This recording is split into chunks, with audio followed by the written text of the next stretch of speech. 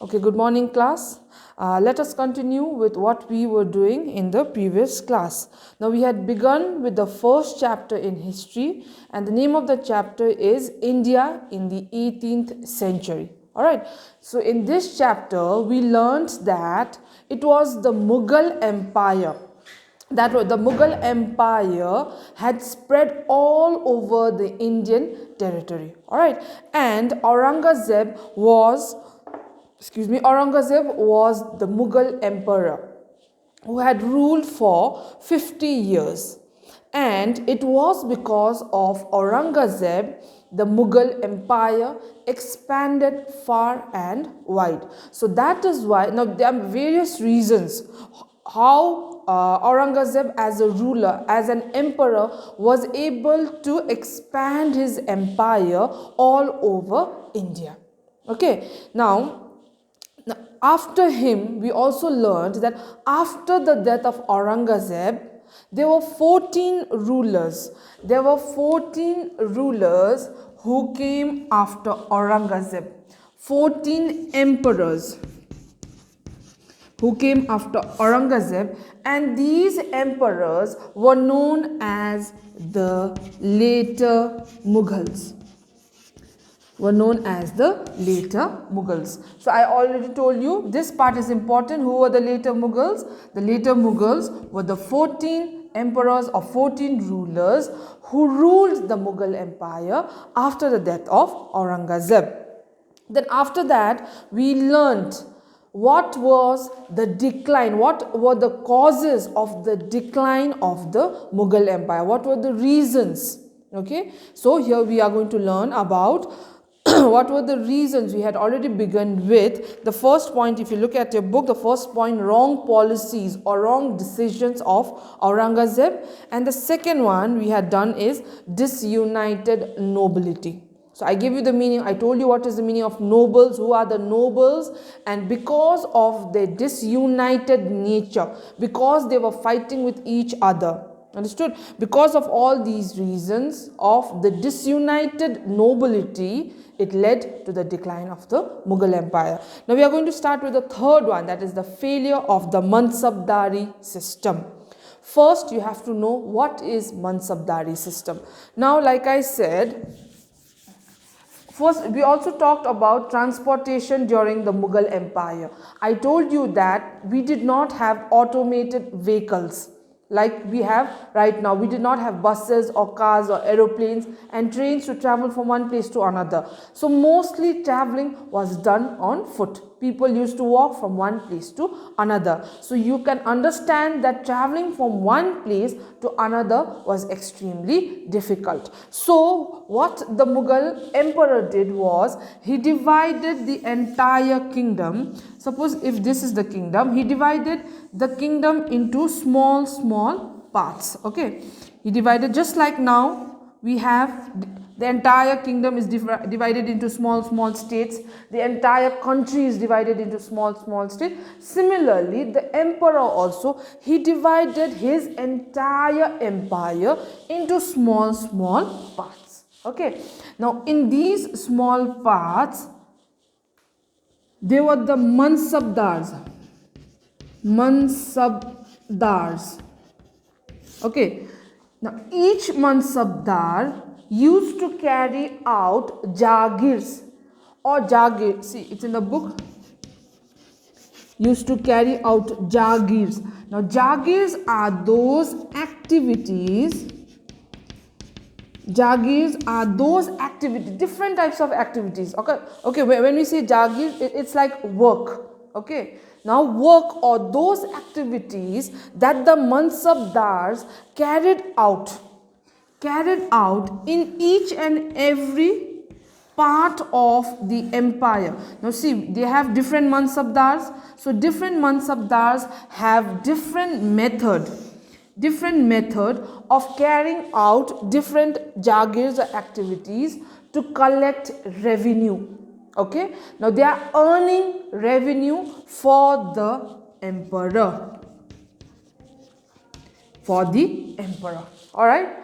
Now you can see that the entire kingdom had been divided into small areas, and each area was looked after by mansabdars. Okay, and each mansabdar used to employ a certain number of people to carry out jagirs. In the book it is given jagirs. Jagir is nothing but it is different activities that people do to earn a living. So in the book, Jagir means the work or the activities that the mansabdar made people do to carry out or to collect revenue. Understood? Now, this is known as this system of collecting revenue by the mansabdar is known as the mansabdari system. Okay, so now you understood what is the meaning of mansabdari system. Now, why this system had failed? Okay, now you know that the empire had a fixed area. The empire had a fixed area. So, no matter into how many parts you divide the entire area, the size of the area is going to remain the same. Okay, the size of the area or the size, if this is the empire, if this is the empire, the entire empire can be divided only into limited areas. Now you can't be dividing the entire area into the entire empire into small areas, and you can't be keeping mansabdars in all these. That is not reasonable. Understood? Like in India, you can divide. Okay. In India, you can divide the entire country into only certain number of states. Understood? You can't be dividing the entire country into minute size states. That is why in every country you have limited states depending on the size of the country. So similarly here also, now how the mansabdari system failed is, according to the size of the empire, there were more number of mansabdars. There were more number of mansabdars in comparison to the size of the empire. And see, if there are mansabdars, then mansabdar, they require jagirs to earn. Understood? They require jagirs to earn. So if you are employing mansabdars, you should be having jagirs also. Understood? So jagirs means nothing but work to do. But if there is no work, then how will the mansabdar earn revenue? So here there were not enough jagir, but there were more number of mansabdar, less number of jagirs. So that is why the mansabdari system failed. Now in the book it is given, Aurangzeb had appointed the highest number of mansabdars due to the large expansion of his empire. However, the unavailability of adequate number of jagirs, that means jagirs, work, more number of mansabdar, less number of jobs. So, however, the unavailability of adequate number of jagirs resulted in the mansabdari crisis. That means this system of mansabdari failed. Many mansabdars failed to get profitable jagirs and also did not maintain the number of troops required of them. When we say troops, we are talking about the army. So, if you have a certain number, see, if this is the entire empire and this is you are the mansabdar of this area. Suppose if you are required, every mansabdar is required to have at least 10,000 troops, because the mansabdari system failed as the area was divided into many small constituencies. So that was the reason each mansabdar was unable to fulfill the troops, that is the number of troops. They were unable to fulfill the number of troops. That means they were unable to keep 10,000. So if you see the population, of this smaller area is going to get reduced, because the size of the area that the Mansabdar is looking after is also getting reduced. Okay, so if you have a larger area, you will have ample number of troops or enough number of troops. But if the size of the area is getting reduced, then they will not be able to keep 10,000 troops, because the population will be less and all the people that live in this area will not be able to join the troops. Alright, will not be able to join the army. So that is why the Mansabdari system failed. So two reasons under Mansabdari system is, one is more number of Mansabdars, less number of Jagirs. And the second one under the same system is small size of the area that the Mansabdars were looking after. That is why they were unable to fulfill the number of required troops. Okay, now war of succession. What do you mean by succession? Successor. What do you mean by successor? A successor is suppose, okay, we are talking in terms of emperor. Now, if this is the emperor and after his death, the person who rules the kingdom after the death of the present emperor, this person is going to be his successor.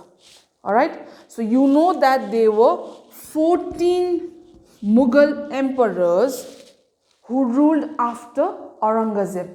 Okay, so immediately after the death of the present emperor or the previous emperor, immediately the emperor who comes here is the successor of him.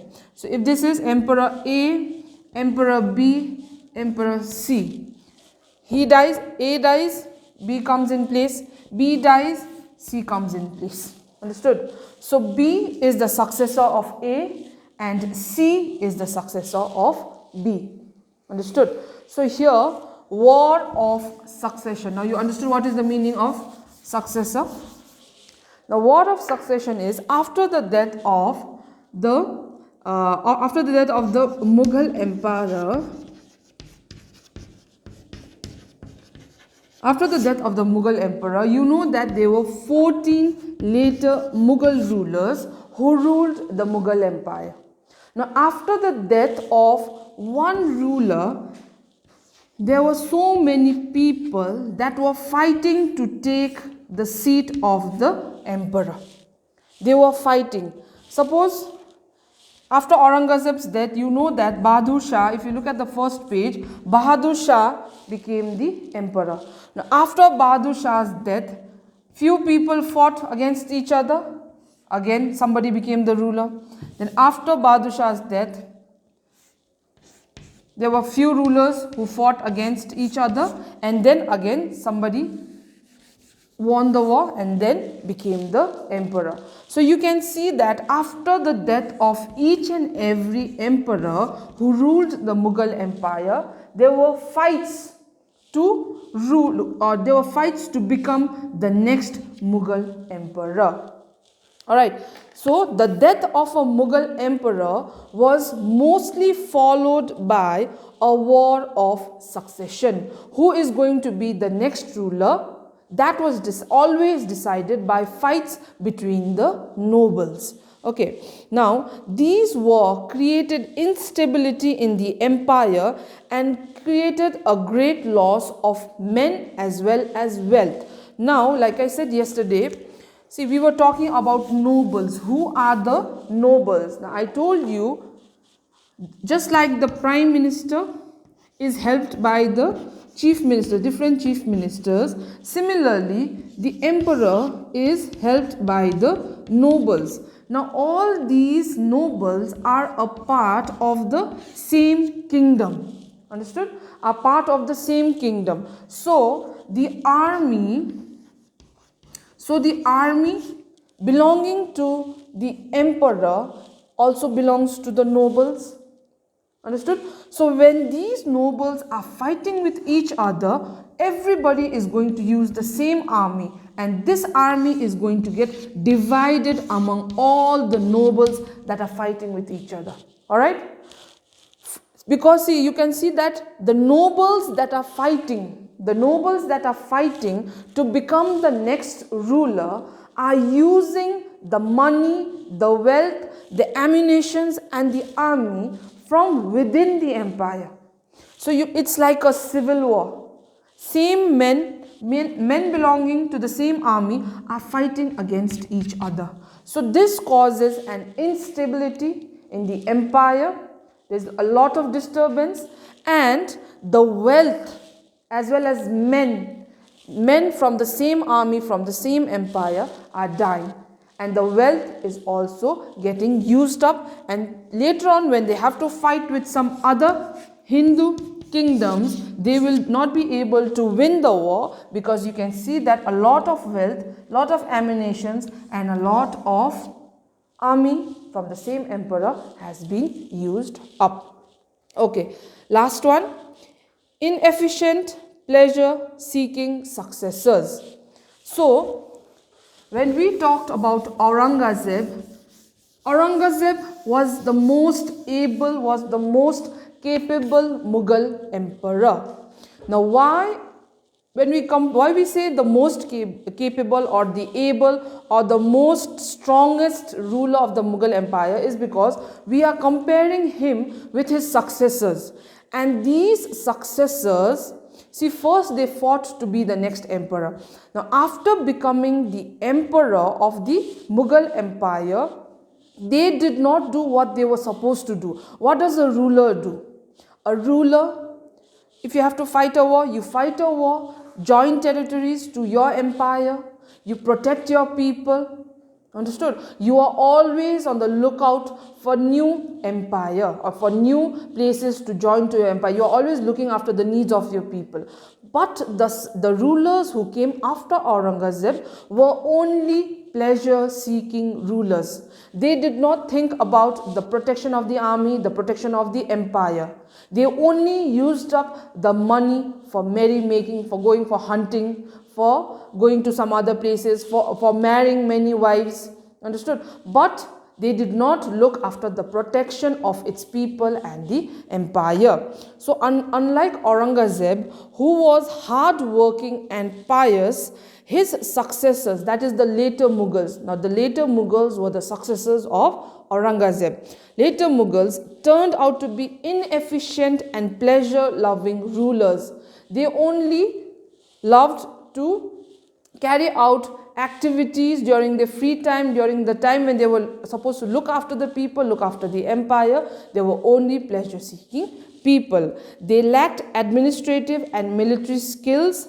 Taking advantage of the weak rulers, the provincial governors asserted their independence and broke away from the Mughal empire. So meaning the entire empire, suppose there was a new emperor, he was not capable. So because of this, the nobles who were looking after the small kingdom, they became independent. They became independent kingdoms, and they kept their kingdom away from the empire. So that is how it led to the breakage of the vast Mughal empire into small kingdoms. So now they no longer looked up to the emperor. Alright, we shall be doing till here today. In the next class, we shall be starting with the rules of the Marathas and other kingdoms like Bengal, Sikh and the Rajputs. Thank you.